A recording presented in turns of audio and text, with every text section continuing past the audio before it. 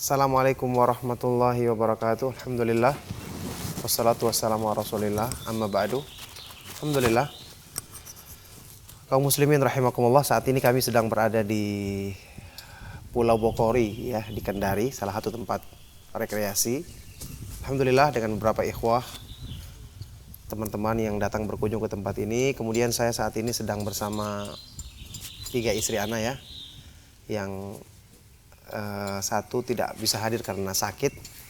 Ada beberapa permintaan dari ikhwah yang ingin menanyakan tentang seputar tanggapan dari istri-istri ana sendiri tentang masalah poligami yang kami jalankan, yang tentu banyak kekurangannya ya, karena iman kami juga tidak seperti imannya para sahabat radhiyallahu taala anhum ajma'in. Cuman karena ada permintaan untuk bisa mengambil manfaat atau faedah dari penjelasan mereka, maka dengan memohon pertolongan kepada Allah Subhanahu wa taala, semoga ini bermanfaat, maka saya mengizinkan untuk ini diliput ya, untuk dijadikan pelajaran atau diambil manfaatnya bagi yang membutuhkannya insyaallah. Maka saya persilakan untuk ditanyakan. Fadhal.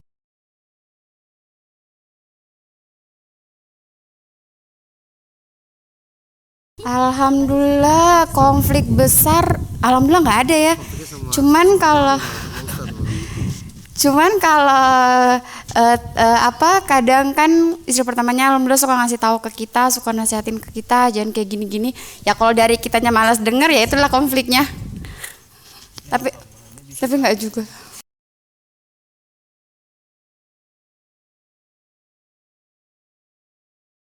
Ya tentu ya.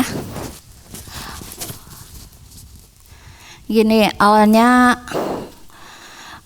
mungkin kalau untuk ini rumah tangga kami ini, karena dari awal memang sudah ada kesepakatan ya antara saya sama Ustadz, bagaimana nanti rumah tangga kita itu mau diarahkan kemana gitu.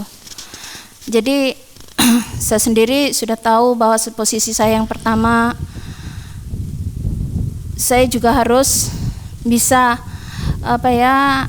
bukan juga memimpin ya, tapi mengajak madu-madu saya, memahamkan bahwa kita itu hidup ini bukan untuk mau saingan, tapi kita apalagi kalau sadar bahwa kami ini adalah istri-istri Ustadz ya, tapi kami tanamkan ya bahwa kita itu mau hidup bersama. Jadi bukan untuk saingan, yang paling utama itu. Terus alhamdulillah juga itu karena juga didikan suami, sikap setelah taufik semuanya, setelah taufik dari Allah ya. Didikan juga suami, kemudian itu kami suami sendiri juga tegas gitu ya. Artinya istri pertama juga nggak bisa mentang-mentang. Begitupun mau yang pertama, kedua atau ketiga, yang jelas sadar bahwa masing-masing memiliki hak. Masing-masing posisinya itu sama, semuanya istri, tidak ada yang paling utama, tidak. Maka dari situ kami jalin, akhirnya karena semuanya merasa sama, ya udah, tidak ada yang mau mentang-mentang. Akhirnya kita ya sama-sama, ngapa-ngapain sama-sama, mau belanja sama-sama, alhamdulillah begitu. Ada istilah anak-anak gitu, kalau sebut ini abiku, yang lain bilang abiku, artinya bilangnya apa? Abi cama-cama gitu. Tapi alhamdulillah anak-anak juga begitu, saya tanamkan sama anak-anak bahwa itu adik ya, adiknya seperti adik kandung gitu ya, maksudnya adik sendiri gitu ya, bukan adik tiri atau gimana, bukan gitu. Jadi anak-anak saya pun ya alhamdulillah sama mereka juga akrab, jadi ya satu keluarga besar gitu, karena kami juga sering sama-sama, itu saja.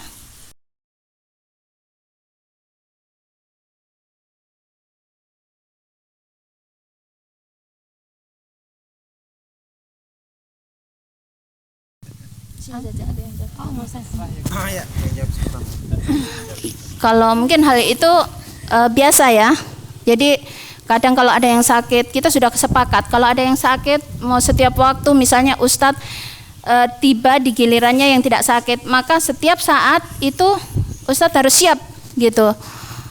Harus siap, dan yang punya giliran harus juga merelakan seandainya waktunya dipakai gitu ya, karena sudah sepakat, namanya sakit kan bukan sesuatu yang dibikin-bikin kan, Maksudnya ini kan ya, tahu ya benar-benar sakit gitu, bukan alasan gitu ya.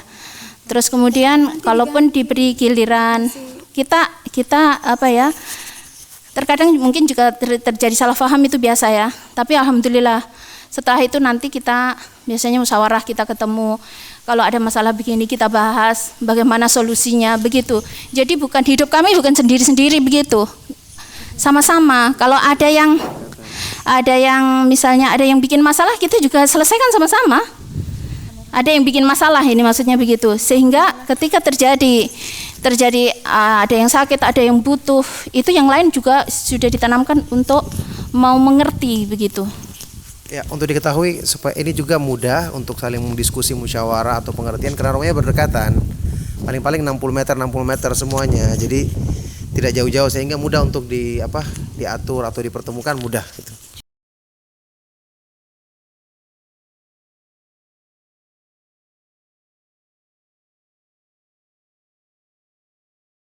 Sendiri dikasih sesuai dengan jumlah anaknya.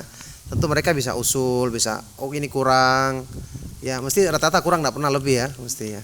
Usulan untuk ditambah mesti gitu. Nah apa kan tertang. Tapi alhamdulillah Allah Subhanahu wa taala mudahkan semuanya.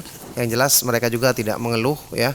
Dan alhamdulillah semua Allah Subhanahu wa taala jadikan kemudahan dengan segala kekurangan yang ada pada kami ya. Yeah.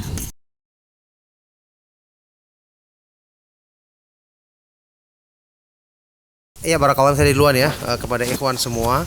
Ini bukan masalah berani atau nekat ya, tapi ini masalah pertimbangan kita melakukannya dengan sungguh-sungguh, memang karena butuh, dan tidak perlu kita saling mencurigai orang lain. Wah dia jangan-jangan belum pantas, saya sudah pantas. Tidak ada seperti ini. Ini semua adalah syariat Allah yang ketika kita butuh kita lakukan. Kalau kita merasa tidak butuh, tidak ingin menanggung resiko, ya jangan lakukan ya. Ini masalahnya tergantung kepada keadaan setiap orang yang tidak bisa kita kiaskan atau kita samakan dengan keadaan orang lain. Tidak juga kita katakan yang belum melakukannya berarti agamanya kurang, kita yang sudah melakukannya berarti agama kami lebih, tidak. Sebagaimana juga tidak kita katakan sebagaimana orang-orang atau sebagian orang yang mendiskreditkan masalah poligami ini dengan berbagai macam alasan-alasan yang bersumber dari akalnya yang bodoh sebenarnya. Jadi tidak perlu seperti itu. Ini kita hadapi ini seperti sesuatu yang dihalalkan oleh Allah Subhanahu wa taala ya. Ketika ada yang menentang, kita luruskan penentangan tersebut. Ada yang memprotes sebagaimana masalah hukum-hukum Islam yang lain banyak yang protes, kita jelaskan dengan baik. Yang jelas masalah seperti ini kalau kita memang berkeinginan, kita pertimbangkan, kita bertanya kepada orang yang lebih paham, kita berdoa kepada Allah sebelumnya, tentu saja kita istikharah, kita amalkan kalau kita memang ingin dan mempertimbangkan kemampuan diri kita ya.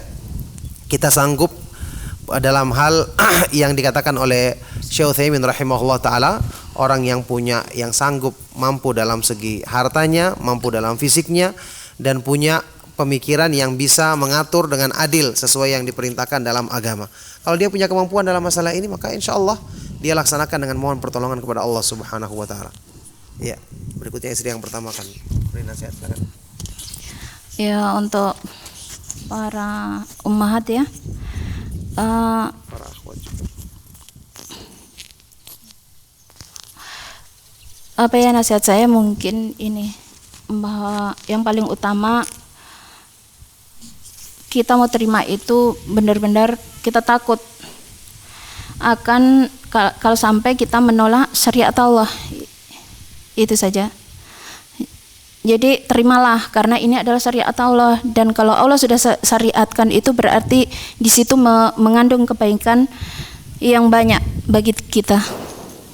Ya, semoga Allah Subhanahu wa taala memberikan faedah, dan ketahuilah apa yang kita sampaikan saat ini disaksikan oleh Allah Subhanahu wa taala, setelah Allah Maha yang mempersaksikannya, dan kepada ikhwan semua tidak ada yang diatur, yang direkayasa. Ya, ini tadi pertanyaannya sempat diungkapkan tapi langsung dijawab dengan spontan, tidak ada yang direkayasa, semua alhamdulillah. Semoga ini bisa memberikan manfaat kepada kita semua ya, alhamdulillah. Dan tentu saja dengan segala kekurangan yang ada pada diri kami. Ini semua kami sampaikan hanya untuk nasihat, bukanlah untuk gagah-gagahan, untuk menampakkan kehebatan dan seterusnya. Kita berlindung kepada Allah Subhanahu wa taala dari segala keburukan. Demikian.